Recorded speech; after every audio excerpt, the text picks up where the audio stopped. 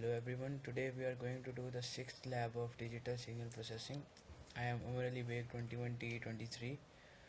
The objectives of the labs are representation of discrete time signal into frequency domain via FFT, resolution of spectrum, computation of magnitude, phase and power spectrum, spectrum leaking and avoiding spectrum leaking.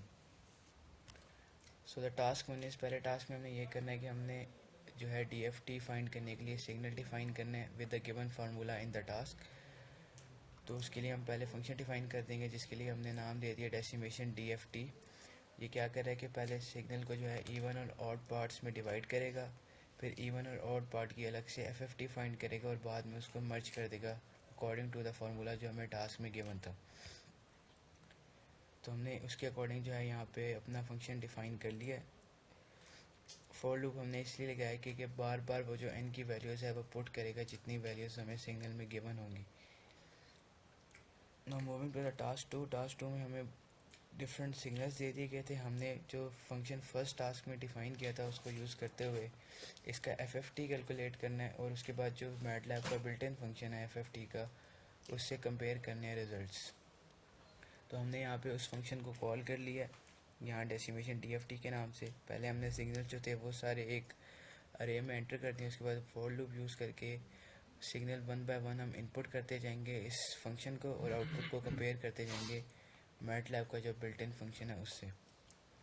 तो जब हम इस code को run करेंगे तो हमारे पास कुछ इस तरह की आउटपुट आएगी. इसमें हम ये देख सकते हैं कि हमारा जो रिज़ल्ट हमने डिफ़ाइन किया था फंक्शन उसका रिज़ल्ट और जो FFT का बिल्ट इन फंक्शन का रिज़ल्ट है वो सब सिग्नल्स का सेम आ रहा है. तो इससे हम ये कह सकते हैं कि हमारा जो FFT का फंक्शन डिफ़ाइन किया था वो सही डिफ़ाइन हुआ है. Now moving to the task 3. इस टास्क में अगेन हमें दो सिग्नल दे दिए गए हैं X और Y और हमने इन दोनों का DFT फाइंड करना है जो हमने फंक्शन डिफ़ाइन किया था उससे. और फिर उसके बाद हमने मैटलैब के बिल्ट इन फंक्शन को यूज़ करते हुए DFT फाइंड करना है और इनको रिज़ल्ट्स को कंपेयर करना है.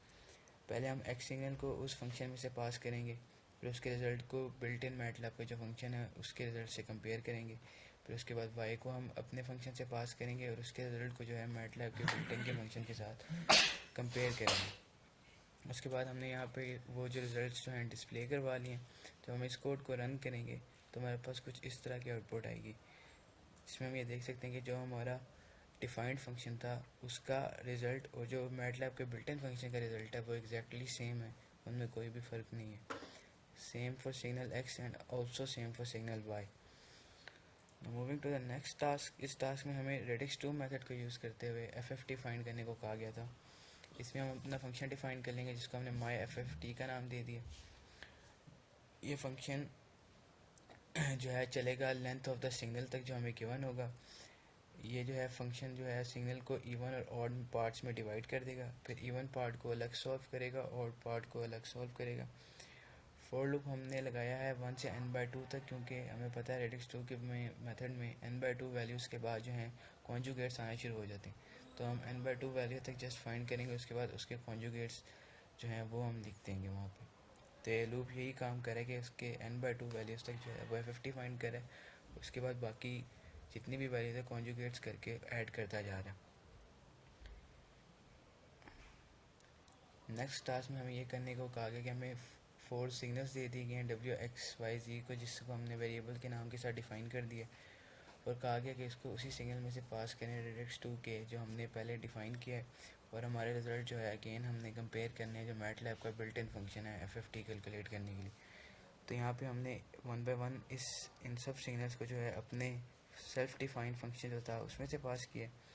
दैन इस वाले पार्ट में हमने जो है बिल्ट इन फंक्शन होता है मैटलैब का वो यूज़ किया और एट द एंड हम वो रिज़ल्ट डिस्प्ले करवा के कंपेयर कर रहे हैं.